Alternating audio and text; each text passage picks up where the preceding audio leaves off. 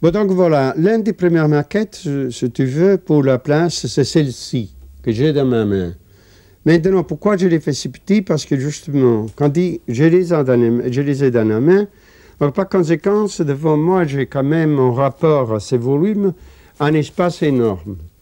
Et comme immédiat, je vois immédiatement, c'est vraiment monumental ou ce n'est pas monumental.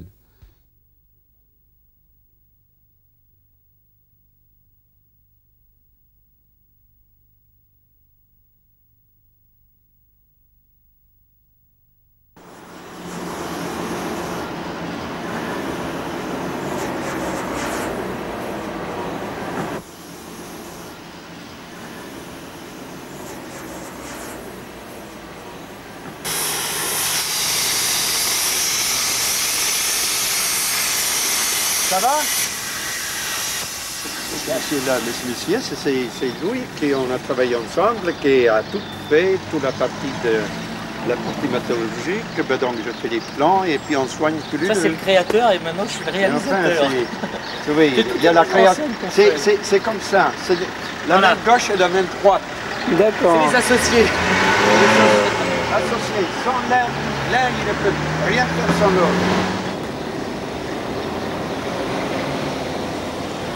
Cette œuvre magistrale a été conçue et réalisée par l'un des sculpteurs majeurs de la fin du XXe siècle, Francesco Marino di Teana. Des années d'études, de préparation, de nombreuses maquettes, dont certaines tiennent dans la paume de la main, ont été nécessaires avant d'arriver à la forme définitive et à la réalisation du monument commandé par le Conseil général du Val-de-Marne et la municipalité de Fontenay-sous-Bois.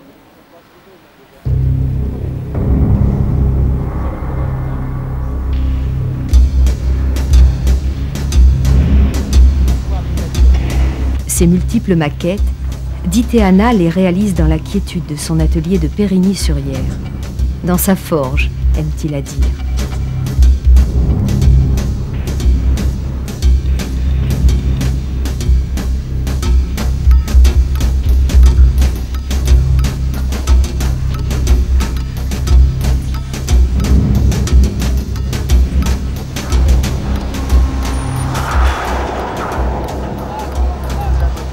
Donc après qu'on a fait tout ça, donc maintenant, on est en train de poser justement ce morceau-ci aussi. D'accord. Que c'est celui-là, tu vois Arnaud, c'est qu'on voit ici. Donc là-dessus, maintenant, il va venir cette grande cheminée et ce morceau ici.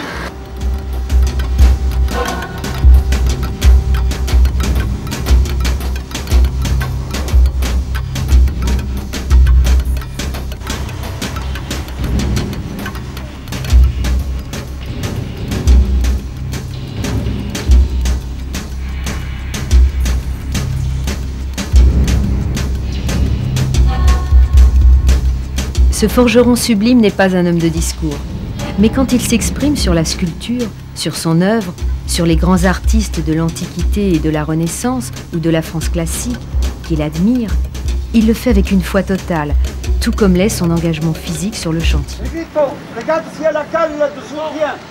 Il y a la cale là. Ah bon?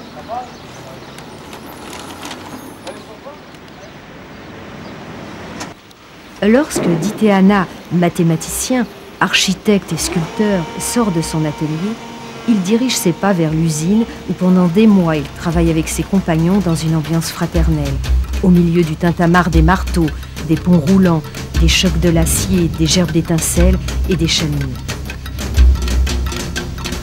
Ainsi en fut-il près d'1 an pour la réalisation du monument de Fontenay. Puis ce fut le départ vers le site. Convois exceptionnels, éléments d'acier caissonnés, le déchargement des camions plateformes, la mise en place du gigantesque puzzle, la précision millimétrique des emboîtements, les soudures des différents éléments. Encore 2 mois de travail avec une équipe de compagnons inséparables.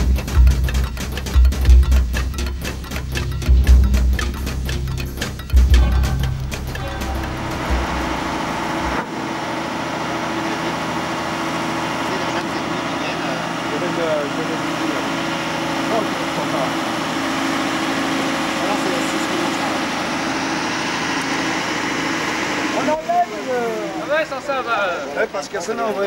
Sans ça va partir. Hein. C'est ce que j'expliquais là.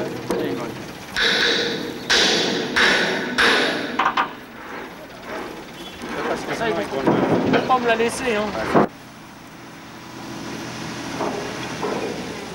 Joli pas de vis. Joli pas de vis. Ouais.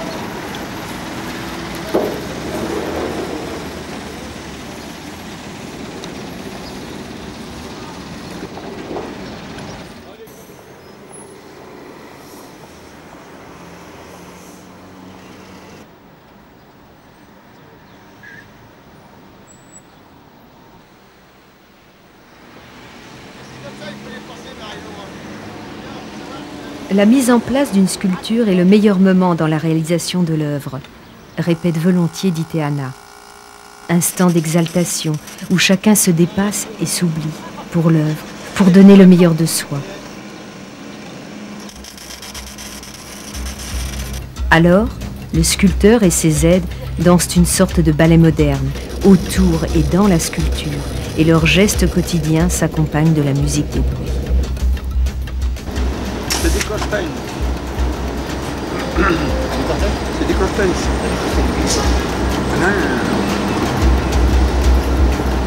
De la cire costains.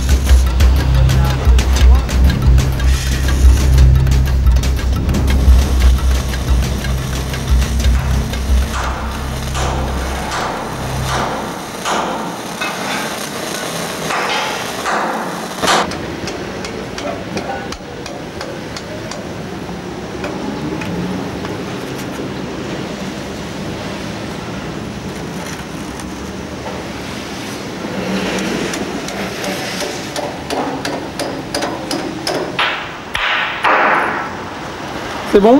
Ça.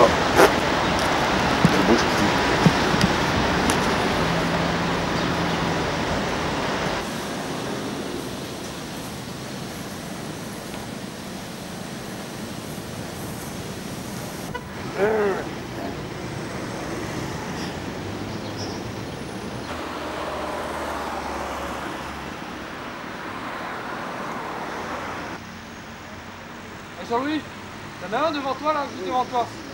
Ouais, essaye celui-ci. Il est vertical celui-là? Ouais. Essaye de le bouger vers comme ça.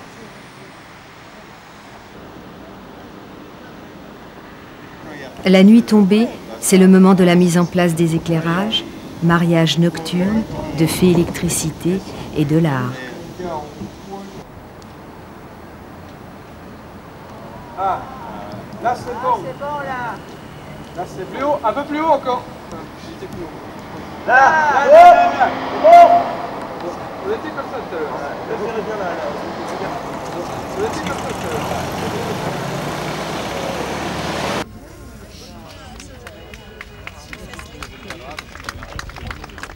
Ainsi, ce chant du Corten se termine en apothéose sur les feux du couchant et les feux de la nuit.